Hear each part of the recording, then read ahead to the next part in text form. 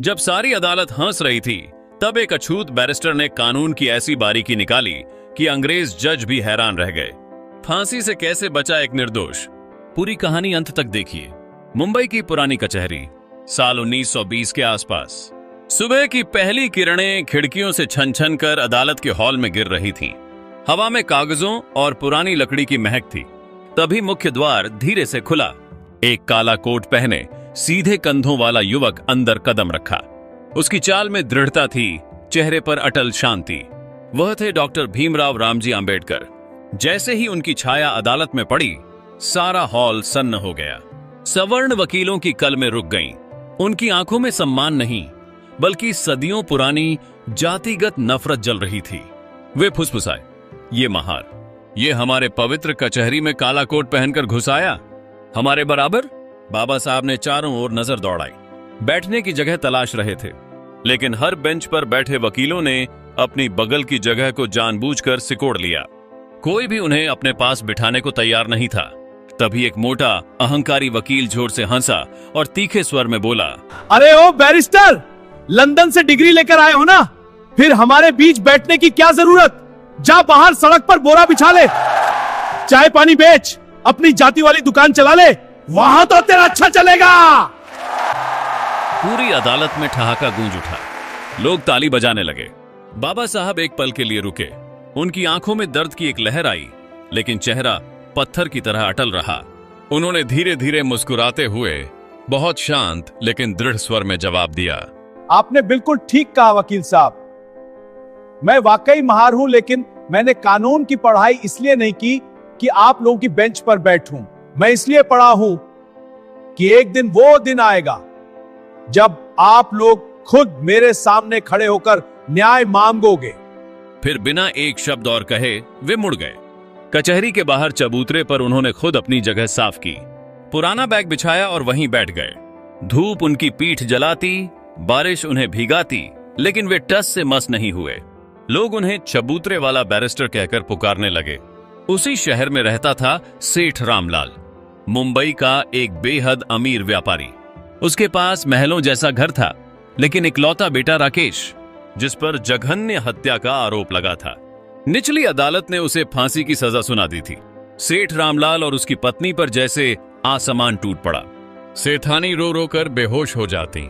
सेठ ने मुंबई के हर नामी वकील के पैर पकड़े, लाखों करोड़ों रुपए पानी की तरह बहाए, लेकिन हर वकील फाइल देखकर सिर पकड़ लेता और एक ही बात कहता, सेठ साहब, इस केस में कुछ नहीं बच सकता। सबूत आपके बेटे के खिलाफ हैं। भगवान भी अब इसे नहीं बचा सकता। एक एक करके सभी बड़े वकीलों ने इनकार कर दिया। हताश, आंखों में आंसू और हाथ में बेटे की फाइल लिए सेठ उसी कचहरी में घूम रहा था जब उसी अहंकारी वकील ने उसे देख लिया। वकील ने क्रूर हंसी के साथ कहा, अरे सेठ जी, अभी भी न्याय की भिख मांग रहे हो? अरे, तुम्हारे बेटे का केस तो सिर्फ एक ही शख्स लड़ सकता है। वो देखो, बाहर चबूतरे पर बैठा है ना, वो महार बैरिस्टर, बहुत बड़ा विद्वान है। जाओ, उसी के पास चले जाओ, शायद वो तुम्हारा बेटा बचा ले। सब हंस पड़े, लेकिन सेठ के लिए अब हंसी मजाक का समय नहीं था। डूबते को तिनके का सहारा भी बहुत होता है।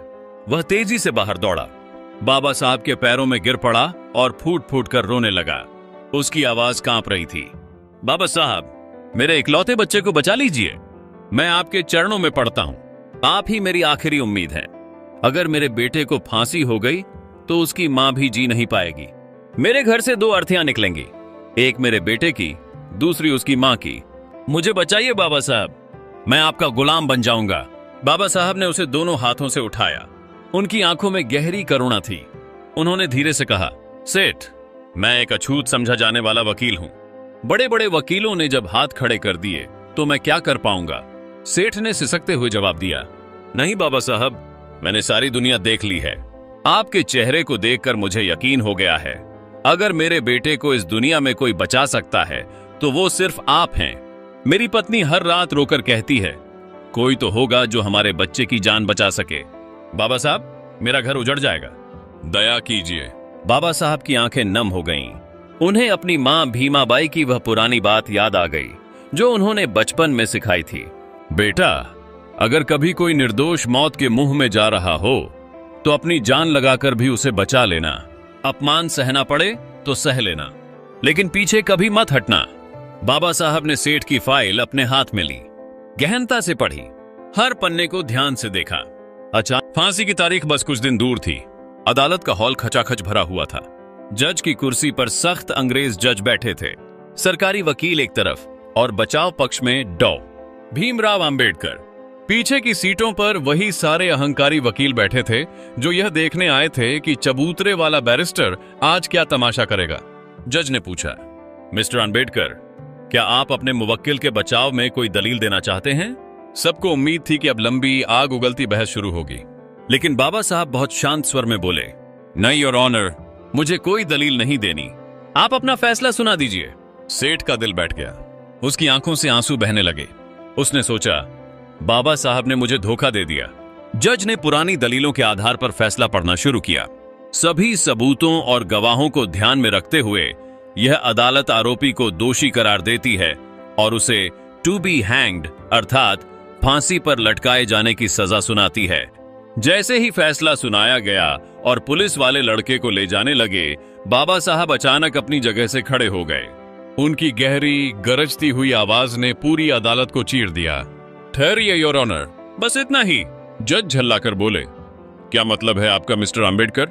बाबा साहब ने कानून की मोटी किताब की तरफ इशारा करते हुए आग भरी आंखों से कहा, योर ऑनर, आपने मेरे मुवक्किल को टू बी हैंग्ड की सजा दी है, यानी उसे फांसी पर लटकाया जाए।